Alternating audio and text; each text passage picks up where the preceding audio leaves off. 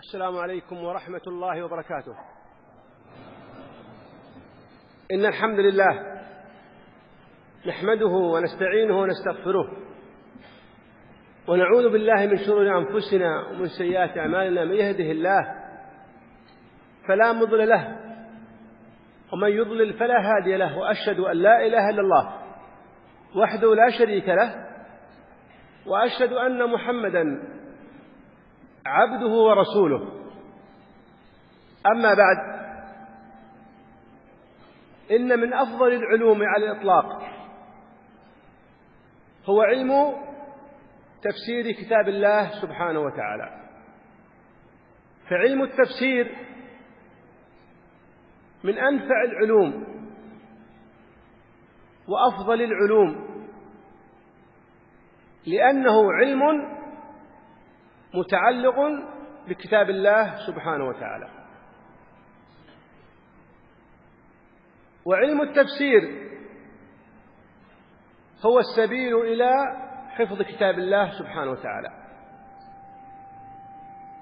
في هذا اليوم بإذن الله سبحانه وتعالى سوف تكون لنا وقفات تفسيرية مع صورة من كتاب الله، ألا وهي سورة العصر.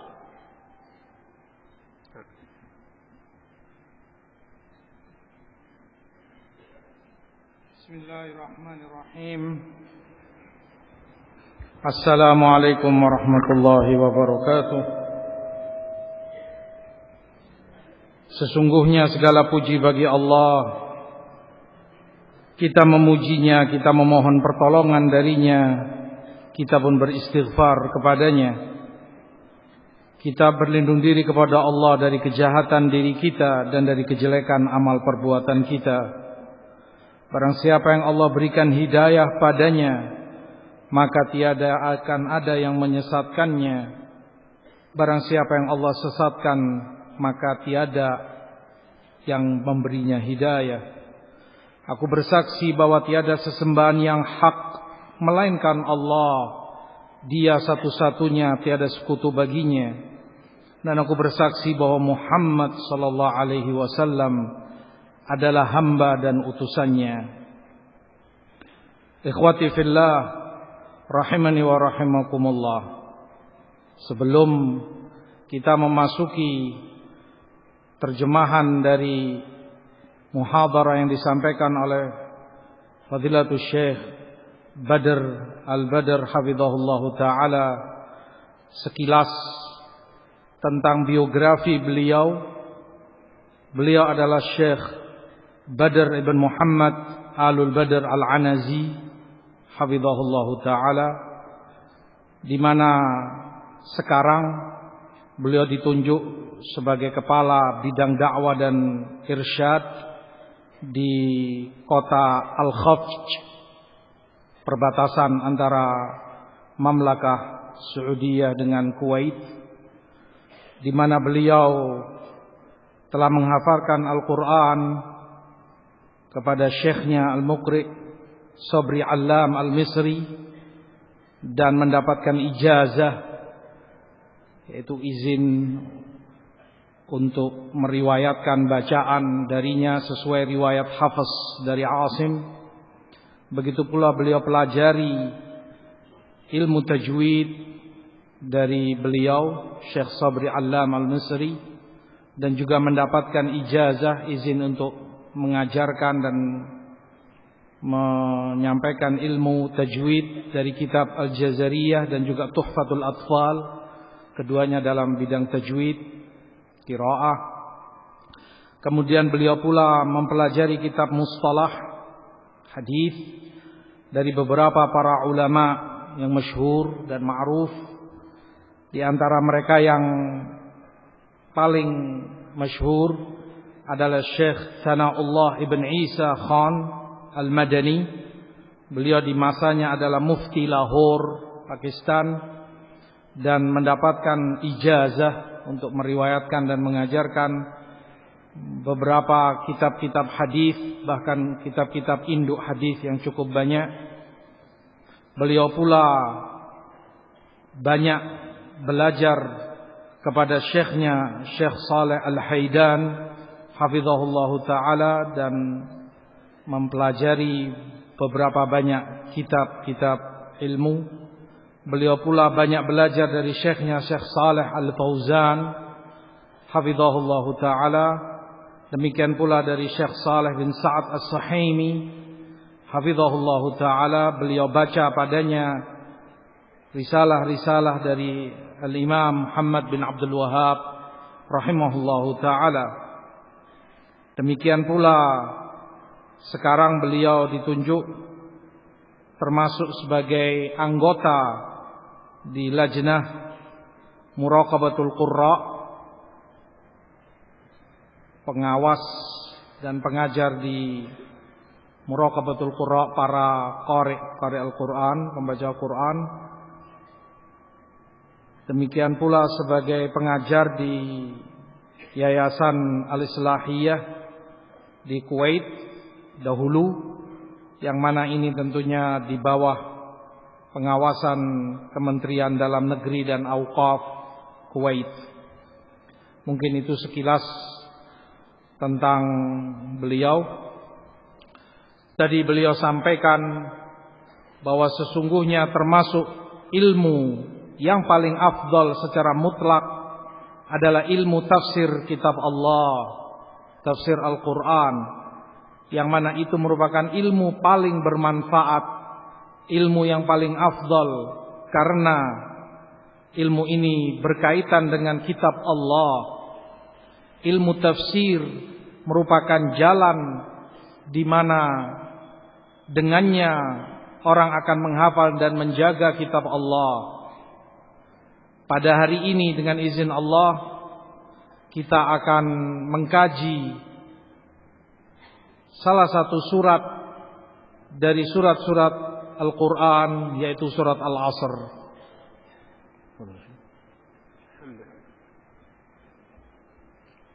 Qala ta'ala, Bismillahirrahmanirrahim, wal 'asr innal insana lafi khusr illa alladhina amanu wa 'amilus salihat wa tawasaw bil haqqi wa tawasaw bis sabr.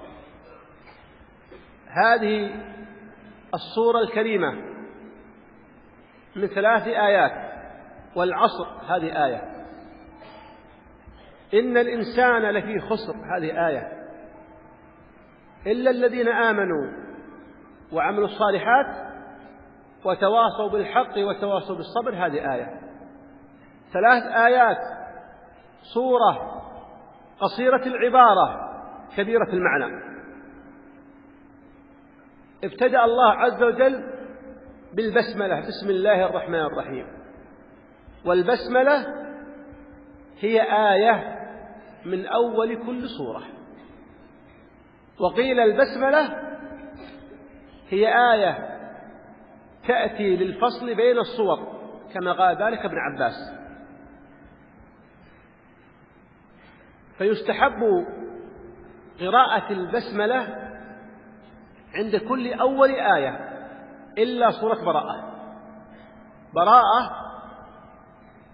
لا تقرأ فيها البسملة، لكن يجوز أن تقرأ أعوذ بالله من الشيطان الرجيم براءة، هذا يجوز. أما البسملة لا. روى ابن أبي داود في كتاب المصاحف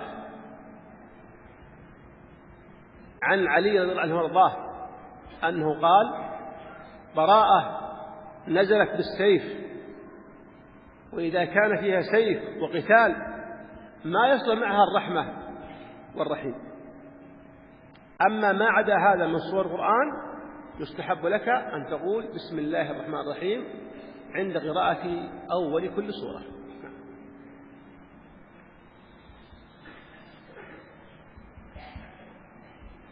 Allah subhanahu wa ta'ala telah berfirman, Bismillahirrahmanirrahim, wal 'asr innal insana lafi khusr illa alladhina amanu wa 'amilus salihat wa tawasaw bil haqqi wa tawasaw bis sabr.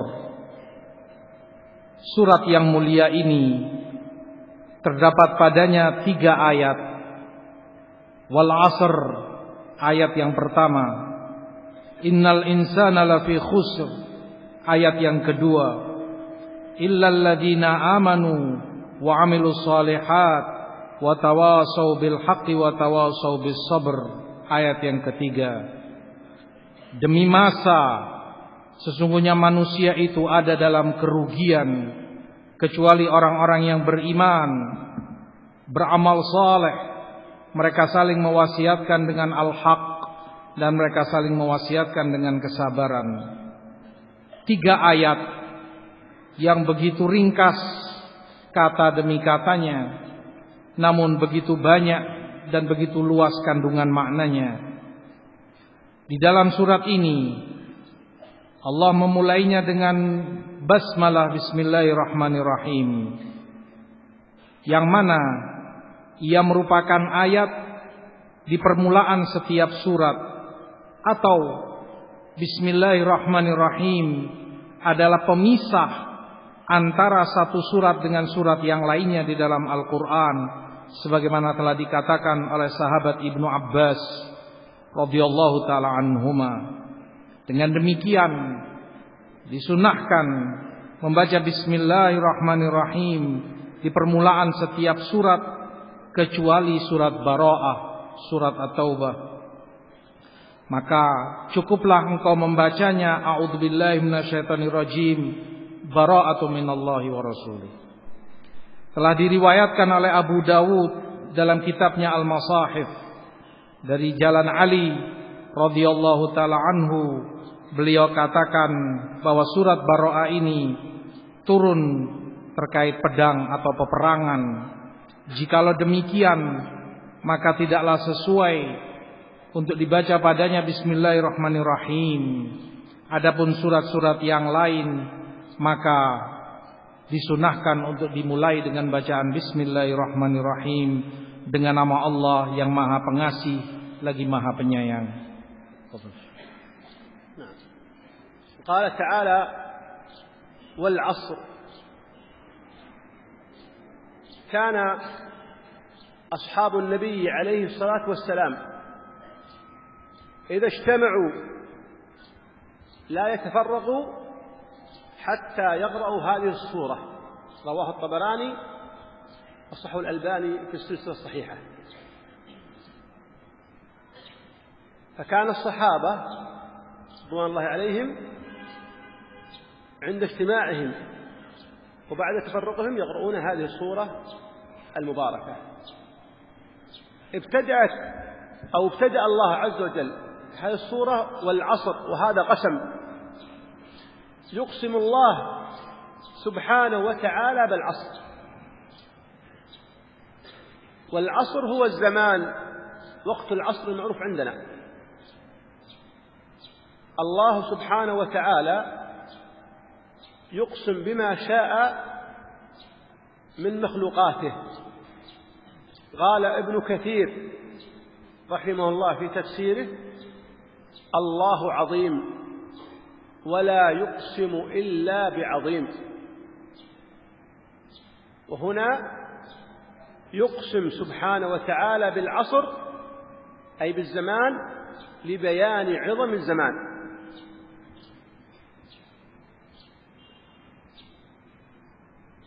لذلك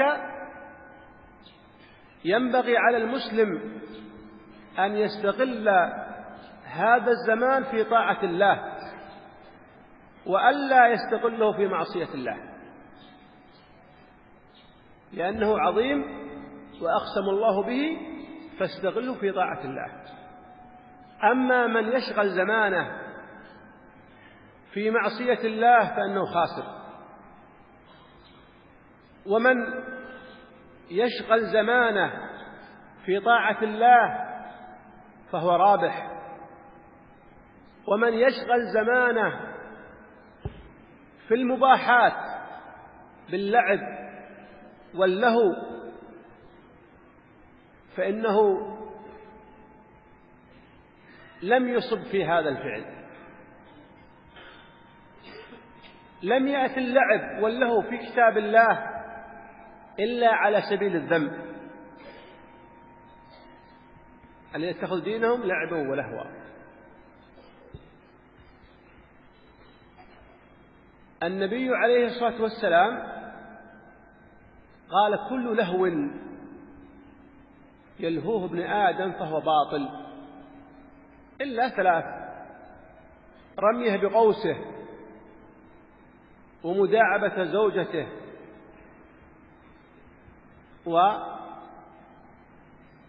وركوبه لحصانه. ثلاثة فقط. الهو بالرمي، الهو على الخيل، الهو مع امرأتك. النبي عليه الصلاة والسلام كان يسابق عائشة رضي الله عنها وارضاها،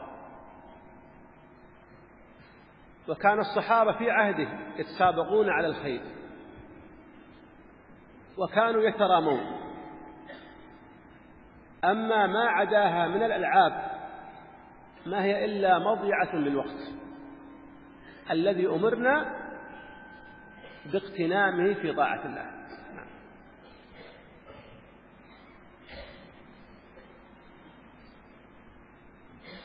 Wal asr, demi masa. Ayat yang pertama dari surat ini. Sungguh para sahabat Rasulullah sallallahu alaihi wasallam, jikalau mereka bertemu dan berkumpul, tidaklah mereka berpisah sebelum mereka membaca surat ini. Demikian diriwayatkan oleh Imam Tabrani dan disahihkan oleh Syekh Al-Albani rahimahullah. Allah memulai surat ini dengan sumpahnya, wal asr, demi waktu. Allah bersumpah dengan waktu, yaitu zaman yang ma'ruf, waktu asar. Allah subhanahu wa ta'ala bersumpah dengan apapun yang ia kehendaki dari makhluk-makhluk ciptaannya. Disebutkan oleh Imam Ibnu Katsir rahimahullahu ta'ala, Allah adalah Maha Agung, dan tidaklah Allah bersumpah dengan sesuatu kecuali pasti itu sesuatu yang agung dan besar. Dan di sini Allah bersumpah dengan zaman, waktu, untuk menjelaskan betapa pentingnya, betapa besarnya nilai waktu itu. Oleh sebab itu, bagi seorang muslim, hendaklah ia gunakan waktunya untuk dalam ketaatan kepada Allah, bukan dalam kemaksiatan kepadanya. Maka yang memakmurkan waktunya, memenuhi waktunya dalam ketaatan kepada Allah, dialah yang benar dan beruntung. Namun barang siapa yang menggunakan waktunya untuk kemaksiatan kepada Allah, sungguh ia merugi. Adapun orang yang menggunakan waktunya untuk perkara-perkara yang mubah, untuk perkara-perkara yang hanya mainan dan perkara yang sia-sia, maka ia pun tidak benar dalam perbuatannya tersebut. Karena permainan dan hal-hal yang sia-sia di dalam Al-Quran selalu tersebutkan dalam keadaan dicela. Seperti yang telah Allah sebutkan, alladzina takhadu dinahum la'iban wa lahwa. Allah mencela mereka yang menjadikan agamanya permainan dan perkara yang sia-sia. Rasulullah pun sallallahu alaihi wasallam mencela Bani Adam yang menjadikan perbuatannya perkara yang sia-sia, permainan yang ia lakukan, kecuali 3 perkara yang beliau sabdakan, yaitu melempar atau seorang suami yang bercumbu dengan istrinya, atau mengendarai kuda. Dan Rasulullah sallallahu alaihi wasallam terkadang beliau berlomba dengan Aisyah radhiyallahu taala anha. Demikian pula para sahabat Rasul sallallahu alaihi wasallam, mereka berlomba dan saling adu ketangkasan dalam memanah radhiyallahu taala anhum.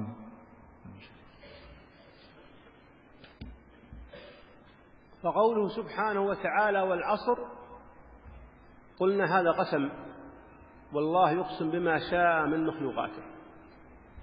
أما أنت يا عبد الله لا تقسم إلا بالله. الحلف عبادة فينبغي لك أن تصرف هذه العبادة لله، لأنك إذا حلفت عظمت الحالف، عظمت المحلوف فهو الله سبحانه وتعالى. ومن حلف بغير الله فقد كفر وأشرك.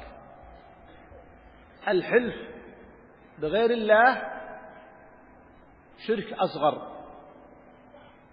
وإن كان مع التعظيم لهذا المحلوف به فهذا شرك أكبر يخرجك من الملة.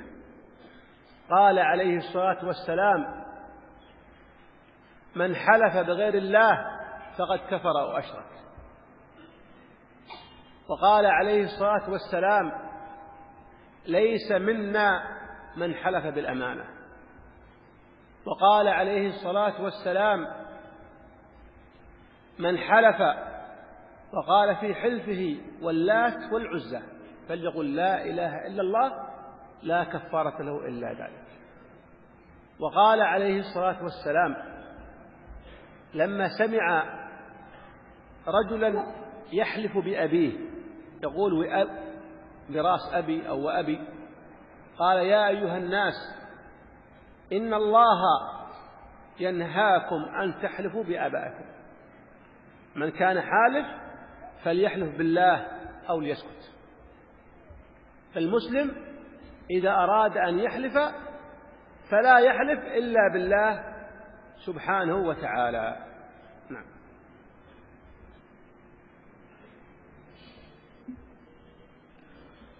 Kembali kepada surat ketika Allah katakan wal asr, demi waktu, merupakan sumpah dari Allah seperti yang telah disampaikan bahwa Allah bersumpah dengan apapun yang Allah kehendaki dari makhluk ciptaannya.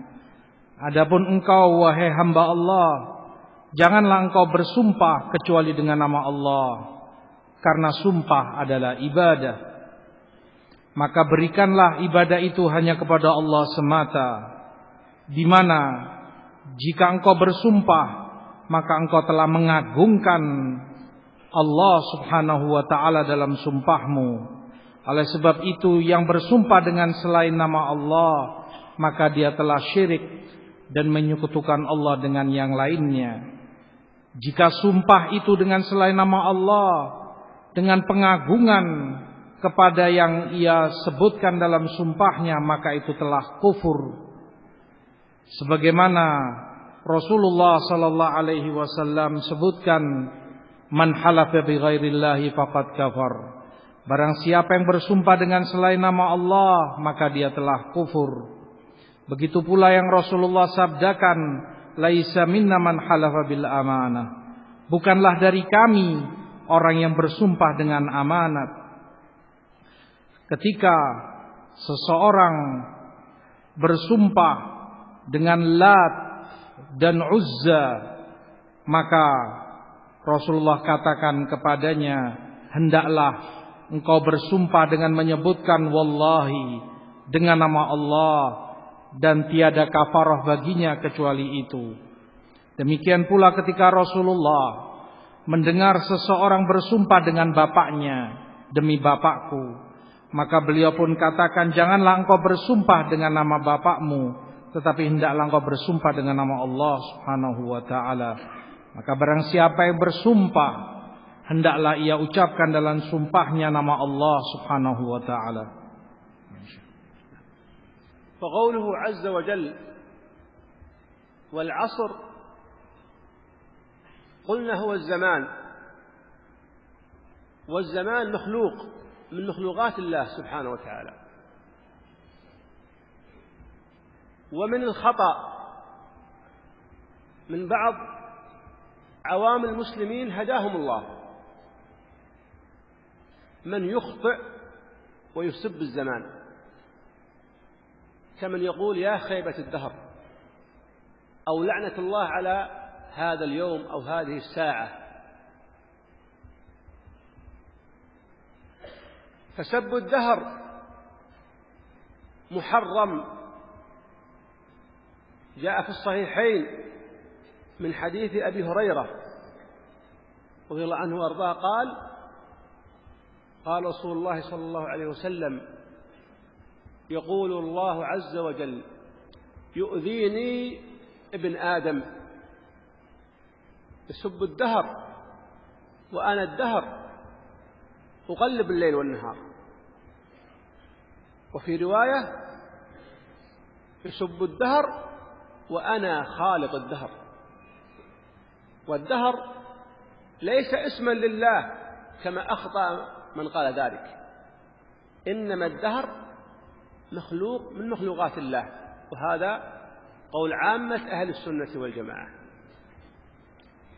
قال الإمام عبد الرحمن بن حسن آل الشيخ في فتح المجيد: من سب الدهر فقد سب الله، لأن الله هو خالق الدهر، فالذي يسب اليوم أو الساعة أو الزمان يعلم أنه سب الله، وهذا أمر عظيم. قال شيخ الإسلام ابن تيمية في الصارم المسلول: سب الله كفر.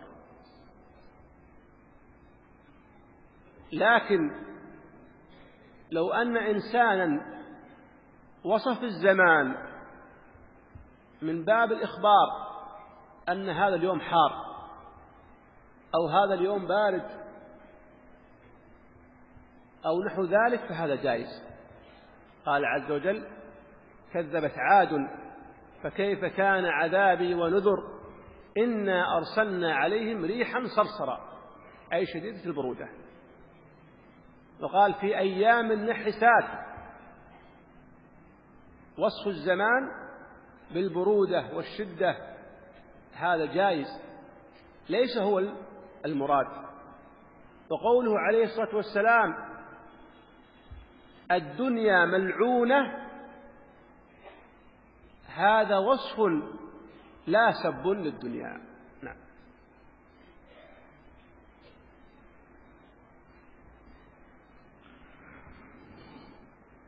Maka firman Allah: wal asr, demi masa, demi zaman, yang mana zaman adalah ciptaan dari ciptaan Allah. Maka merupakan dari kesalahan yang biasa diucapkan oleh orang-orang awam, semoga Allah berikan hidayah kepada mereka, ketika mereka mencela dan mencaci maki masa atau zaman dengan ungkapan-ungkapan mereka, betapa tercelanya waktu ini, atau mereka katakan terlaknatlah hari ini atau waktu ini. Maka mencela zaman, mencela waktu adalah perkara yang haram. Diriwayatkan oleh Bukhari Muslim dari hadis Abu Hurairah radhiyallahu taala anhu bahwa Rasulullah sallallahu alaihi wasallam sebutkan bahwa Allah berkata dalam hadis qudsi, yu'dhini ibnu Adam, anak Adam menggangguku, yasubbud dahr wa ana dahr uqallibul laila wan nahar, di mana ia, anak Adam, mencela waktu, padahal aku adalah waktu, aku yang membolak-balikkan malam dan siang. Atau di riwayat lain disebutkan, aku adalah pencipta waktu. Maka ad-dahr atau waktu bukan dari nama-nama Allah Subhanahu wa ta'ala, dan itulah yang disebutkan oleh hampir keseluruhan para ulama ahlus sunnah. Telah dijelaskan oleh Imam Abdurrahman ibn Hasan al-Syeikh rahimahumullah dalam kitabnya Fathul Majid, barang siapa yang mencela waktu, maka dia telah mencela Allah. Baik itu hari yang dia cela ataupun waktu tertentu yang ia cela, maka perkara ini, mencela waktu, adalah perkara yang sangat besar, bahaya yang sangat besar, sebagaimana disebutkan oleh Syekhul Islam rahimahullah dalam kitabnya As-Sarimul Maslul, bahwa mencela Allah adalah kekufuran. Tetapi jika seseorang menyebutkan sifat waktu yang dia ada padanya, jika sebatas pengabaran tentangnya, maka itu boleh. Sebagaimana engkau katakan hari ini dingin atau hari ini panas, maka yang semacam itu boleh. Sebagaimana Allah sebutkan di dalam Al-Quran, Inna arsalna alaihim rihan sarsara, kami kirimkan kepada mereka angin yang begitu kencang dan sangat dingin. Ini adalah pengabaran dari Allah Subhanahu wa ta'ala. Demikian pula yang Rasulullah sallallahu alaihi wasallam sabdakan di dalam hadis, ad-dunya mal'unah, dunia itu terlaknat. Yang disabdakan Rasulullah ini merupakan pensifatan, berita bahwa dunia itu terlaknat, bukan celaan kepadanya. فقوله عز وجل والعصر، قلنا هذا قسم، والقسم عندنا ينقسم إلى قسمين. الأول مشروع، والثاني ليس بمشروع. القسم المشروع هو أن تقسم بالله وبأسمائه وصفاته، تقول والله والعظيم ورب البيت وعزة الله وجلالة الله، هذا كله جائز، قسم بالله وأسمائه وصفاته. وهذا القسم بالله أنواع، منه المنعقد، يمين منعقدة، وهو أن تقسم مريدا للقسم، فهذا من قسم يجب عليه أن يوفي بقسمه. فإن حنث في قسمه أي رجع عن قسمه تجب عليه الكفارة، والكفارة إطعام 10 مساكين أو كسوتهم أو عتق رقبة. فإن لم يستطع ذلك يصوم 3 أيام.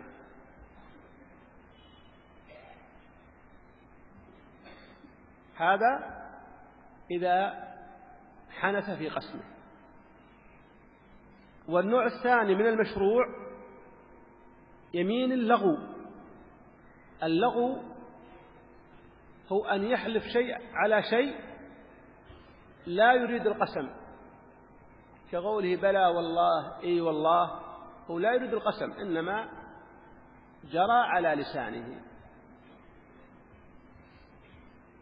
ومنه من هذا اللغو إن حلف على شيء معتقدا صدق نفسه وتبين خلاف ذلك لا شيء عليه، كأن تعطيه أمرا من الأمور، مالا أو نحوه، وهو ينسى أن المال عنده، يقول والله لم تعطيني المال، هو قسم الآن معتقد صدق نفسه، ثم تبين أن المال عنده هنا لا كفارة عليه، يرجع المال ولا كفارة عليه، يسمى يمين اللغو. ومن المشروع أيضا يمين الإكرام. يمين الإكرام أن تحلف على أخيك تقول والله تأكل عندنا اليوم، يمين الإكرام، والله تجلس هنا في محلك، هذا من باب الإكرام له. إذا لم يجلس هنا أو لم يأتيك إلى الوليمة لا شيء عليك، كما قال شيخ الإسلام ابن تيمية رحمه الله. نعم.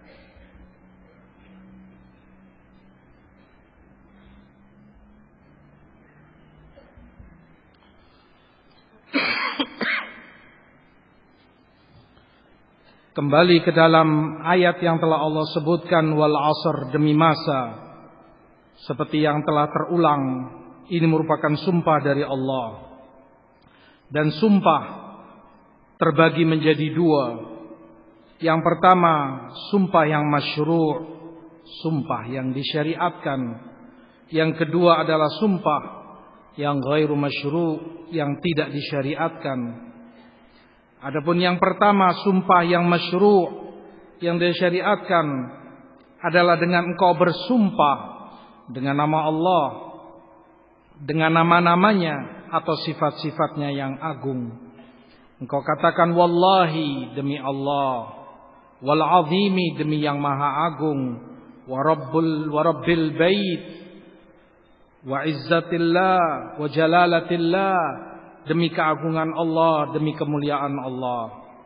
Semua yang semacam ini boleh.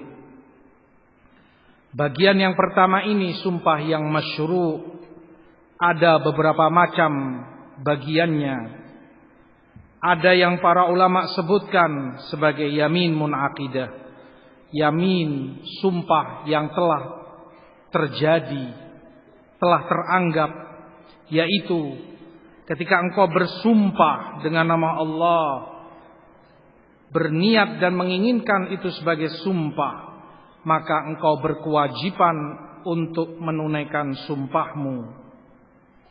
Jika engkau melanggar sumpah itu, maka berkewajiban engkau untuk membayar kafarahnya, yaitu memberi makan 10 orang miskin, atau memberi mereka pakaian, atau engkau memerdekakan seorang budak, atau engkau puasa 3 hari. Bentuk yang kedua dari sumpah yang masyru' ini adalah sumpah yang sia-sia, yaitu jika seseorang bersumpah atas sesuatu, dia tidak menginginkan itu sebagai sumpah, tetapi sesuatu yang keluar begitu saja dari lisannya, menjadi kebiasaan terucap dalam lisannya nama Allah dalam sumpahnya. Bala wallahi, la wallahi, sungguh tidak, demi Allah, dan yang semisalnya. Ia tidak menginginkan itu sebagai sumpah, seperti bagian yang pertama. Termasuk dari bagian ini pula yaminul lahu, sumpah yang sia-sia, adalah jika seseorang bersumpah atas sesuatu, ia bersumpah atas sesuatu dengan dugaan kebenaran apa yang ada pada dirinya, namun kemudian tampak atau terbukti justru yang sebaliknya. Misalnya, jika engkau telah berikan padanya uang, lalu karena lupa ketika engkau katakan kembalikan uang itu, ia mengingkarinya dan bersumpah dengan nama Allah, demi Allah engkau tidak pernah memberikan padaku uang. Ia sumpah dengan nama Allah itu karena yang ia yakini dalam dirinya memang seperti itu. Lalu kemudian tampak baginya atau ia teringat ternyata benar orang ini telah memberikan uang padanya, maka yang seperti ini juga tiada kafarah baginya. Demikian pula termasuk sumpah yang masyru', yang disyariatkan, yang boleh. Jika engkau bersumpah dengan sumpah yang disebutkan sebagai ikram, sumpah dalam rangka memuliakan. Dengan engkau katakan kepada tamumu atau saudaramu, demi Allah engkau harus makan di rumahku hari ini, atau demi Allah engkau duduk di sini di sampingku, atau yang semisalnya, sebagai bentuk pemuliaan atau penghormatan kepadanya. Jika kemudian yang engkau maksud tidak memenuhi permintaanmu, dia tidak makan di rumahmu atau tidak duduk di sampingmu, maka ini pun tiada kafarah baginya, sebagaimana disebutkan Syekhul Islam Ibnu Taimiyah rahimahullahu taala. نعم، هذا هو النوع الأول من اليمين وهو المشروعة. والنوع الثاني من اليمين الغير مشروعة، وهي أنواع، منها الحلف بغير الله، وقلنا هذا شرك، كقوله بذمتي وراس أبي والنعمة بأولادي بعهدي، وهكذا، هذا كله شرك محرم. ومنه يمين الغموس، سميت غموس لأنها تقمس قائلها في النار. يمين الغموس أن تحلف بالله كذبا لكي تأخذ حق الناس، تحلف بالله أن هذه الأرض لك وهي ليست لك، لمسلم من المسلمين، أقسمت بالله لكي تأخذ هذه الأرض. أو تشهد لزيد لفلان من الناس، تقول والله الأرض لفلان وهي ليست له، هذه يمين الغموس، وهي كبيرة من كبائر الذنوب، كبيرة من الكبائر، لأن فيها أخذ مال الناس بغير حق.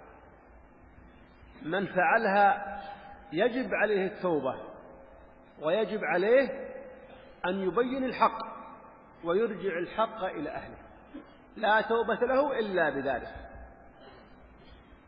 ومن الأيمان المحرمة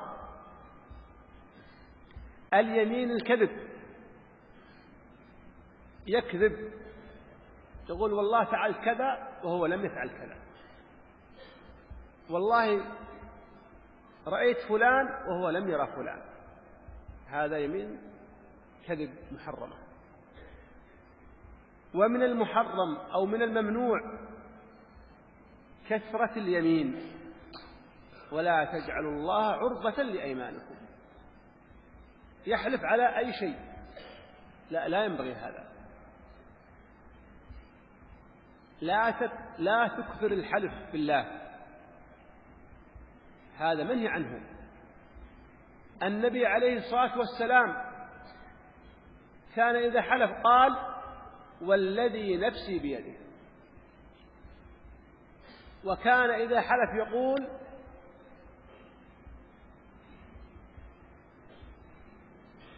وعزة الله، أو يقول عفوا عليه الصلاة والسلام ومقلب القلوب، كان يقسم فقط بالذي نفسه بيده حتى لا يكثر الحلف بالله، وهو نبي الله عليه الصلاة والسلام. فينبغي لك يا عبد الله أن تجتنب الكذب، فإن أهل الجاهلية كان عندهم الكذب معيرة، وهم أهل شرك، وكانوا ما يكذبون أبدا وهم أهل شرك. أبو سفيان كان رجل مشرك قبل أن يسلم رضي الله عنه وأرضاه، ذهب إلى بلاد الروم وسأله قيصر ملك الروم عن النبي عليه الصلاة والسلام فقال: لولا أن تسمين العرب كذاب لكذبت، خشية من هذه المعيرة. ويقول عليه الصلاة والسلام: إياكم والكذب، فإن الكذب أكذب الحديث، وإن الرجل لا يكذب ويتحرى الكذب حتى يكتب عند الله كذابا. وعليكم بالصدق،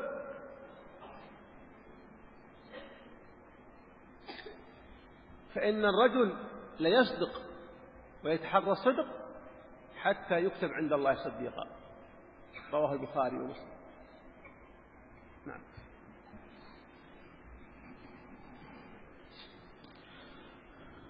Adapun bagian yang kedua dari sumpah adalah sumpah yang tidak disyariatkan dan ia banyak macamnya. Yang pertama adalah sumpah dengan selain nama Allah, dan sebagaimana telah kita jelaskan ini adalah syirik, baik bersumpah dengan tanggung jawab atau bersumpah dengan bapak atau orang tua dan keturunannya, atau bersumpah dengan amanat, atau bersumpah dengan yang lainnya selain Allah Subhanahu wa taala. Bentuk yang kedua adalah yaminul ghamus, adalah sumpah yang menenggelamkan.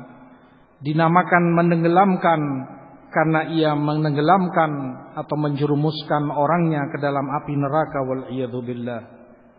Yaitu ketika seseorang bersumpah dengan nama Allah dengan dusta untuk ia mendapat hak dari orang lain yang bukan miliknya, atau ia bersumpah dengan nama Allah bersaksi untuk memberi keuntungan kepada orang lain, sementara itu merugikan pihak yang lainnya. Oleh sebab itu, perkara ini merupakan dosa besar yang sangat besar, karena dengannya telah dirampas dan diambil hak orang lain.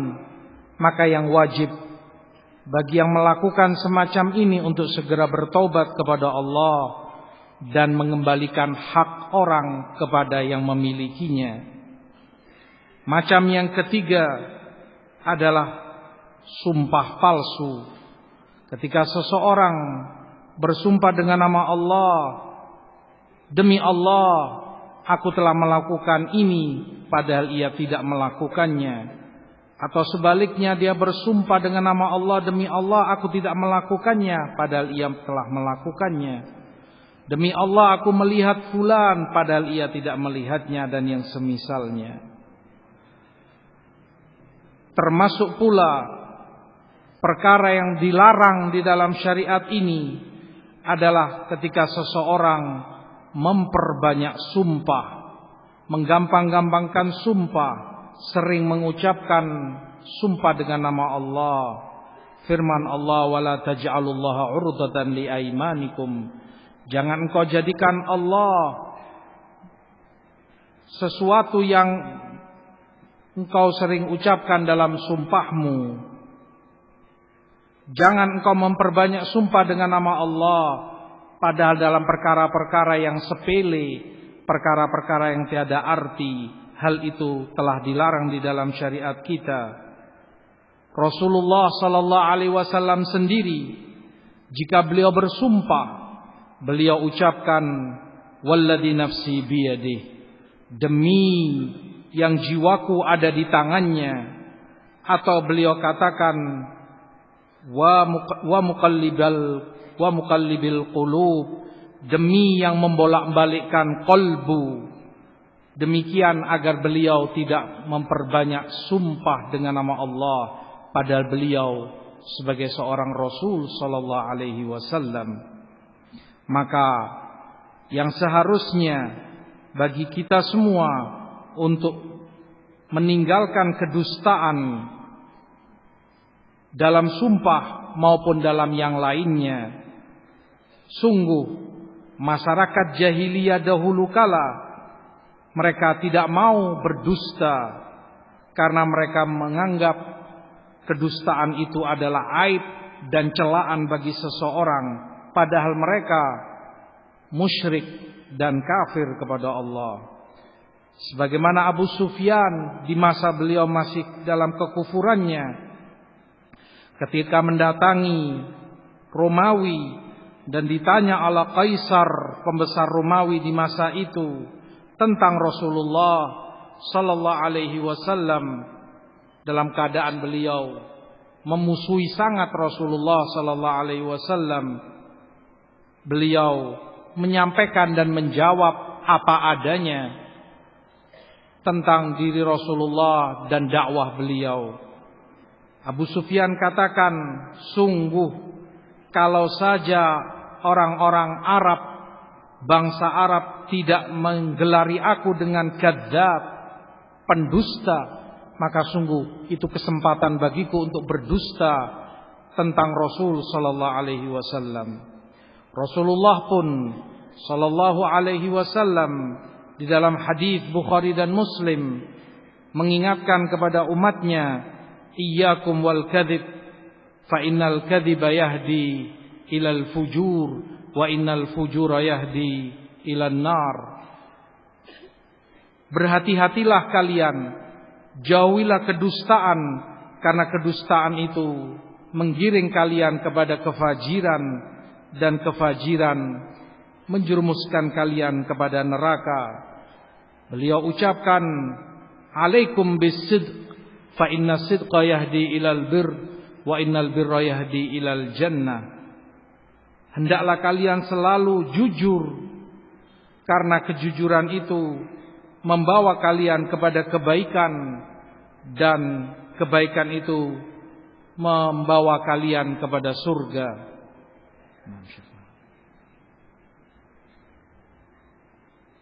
قال عز وجل والعصر إن الإنسان لفي خسر. هذه الآية الثانية، الوقت الثانية مع هذه الصورة. إن هذا تأكيد يؤكد سبحانه وتعالى على أن الإنسان بالألف واللام أي كل إنسان، الإنسان سمي إنسانا من النسيان لأنه ينسى،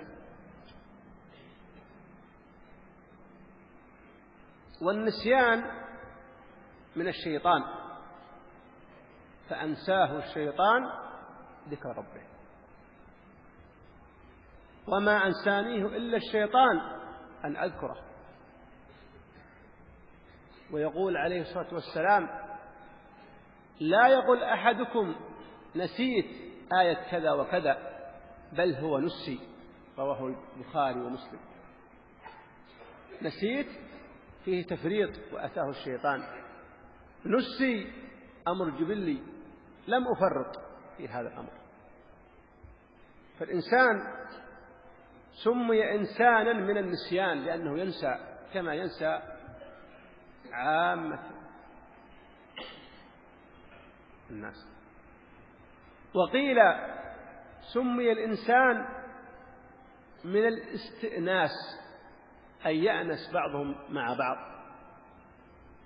يأنس الرجل مع زوجته، يأنس الصديق مع صديقه، يأنس الجار مع جاره،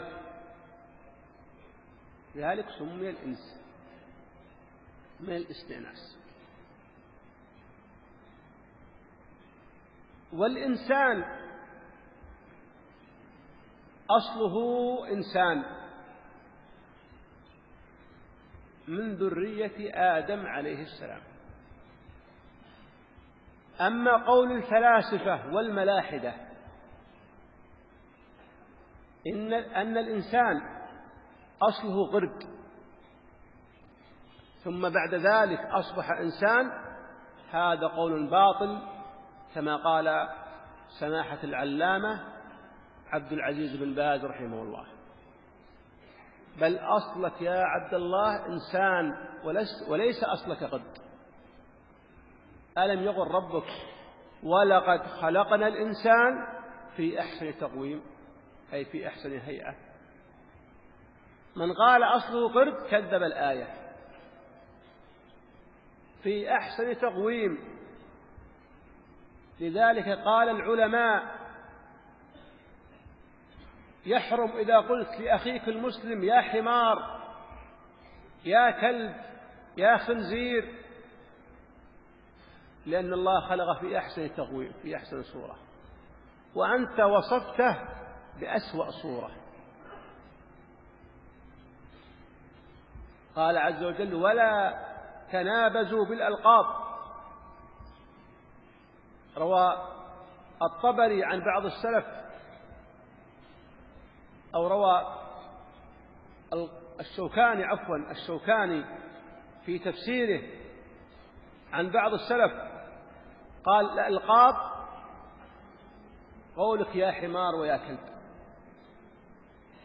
فينبغي ألا تنادي إخوانك بهذه الألقاب الشنيعة، بل ينبغي عليك أن تنادي أخاك المسلم بالاسم الذي يحبه. وسئل سماحة الشيخ عبد العزيز بن باز عن قول الإنسان لأخيه يا غبي، يا خبل، قال: ما ينبغي هذا، تناديه بأحسن الأسماء. نعم.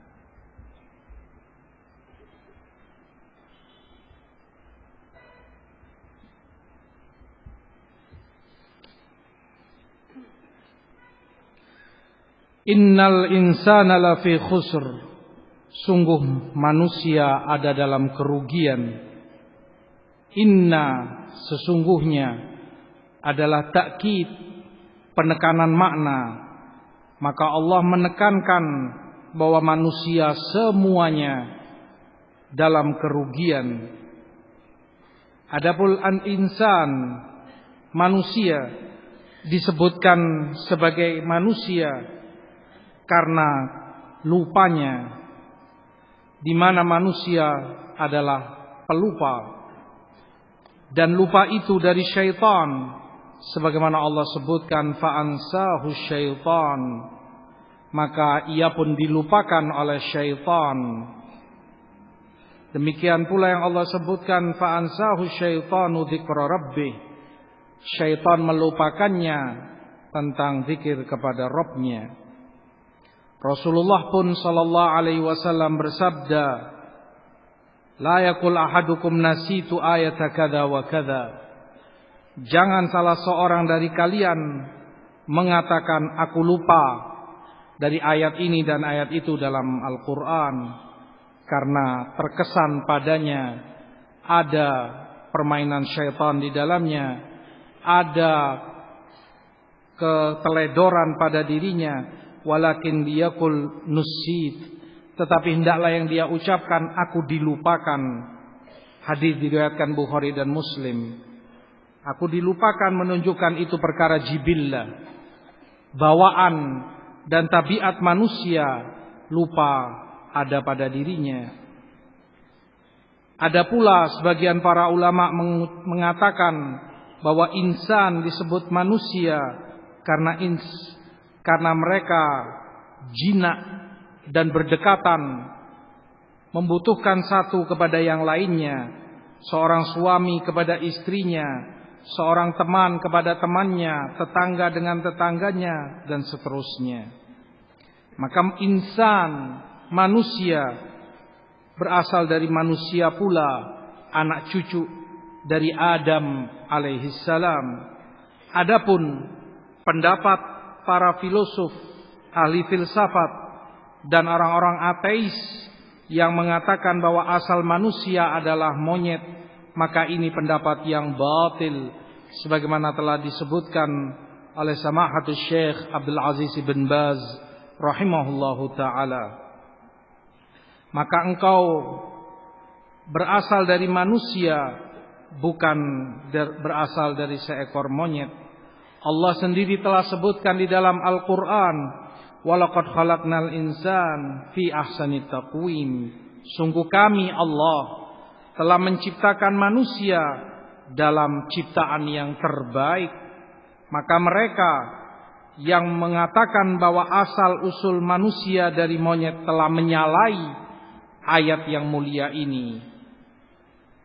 Para ulama telah sebutkan berdasarkan ayat ini pula bahwasanya haram bagimu untuk mencela atau memanggil saudaramu dengan julukan-julukan yang jelek semacam ya himar, wahai keledai, atau ya khinzir, wahai babi, atau yang serupa dengan itu.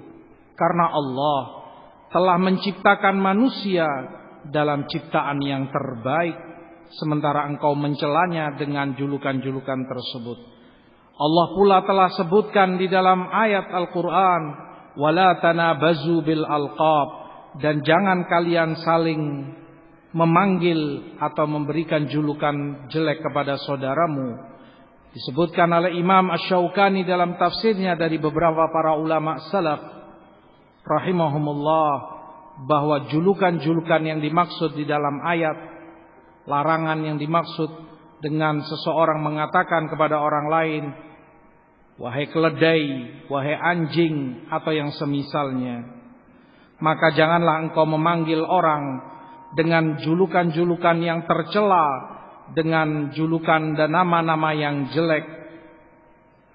Demikian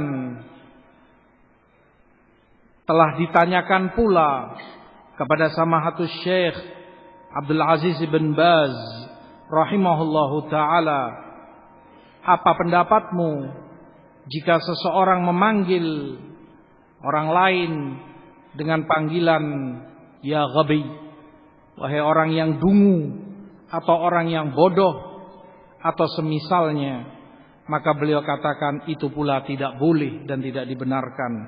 Namun panggillah saudaramu dengan julukan yang baik, panggillah orang lain dengan nama yang baik, nama untuknya.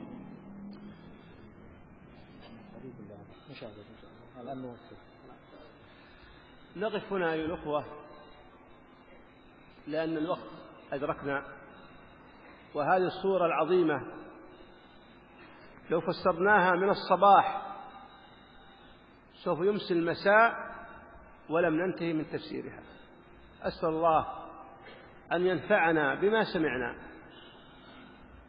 وأن يحفظكم ويرجعكم إلى أهلكم سالمين غانمين غير خزايا ولا محرومين، والله أعلم، وصلى الله وسلم على سيدنا محمد.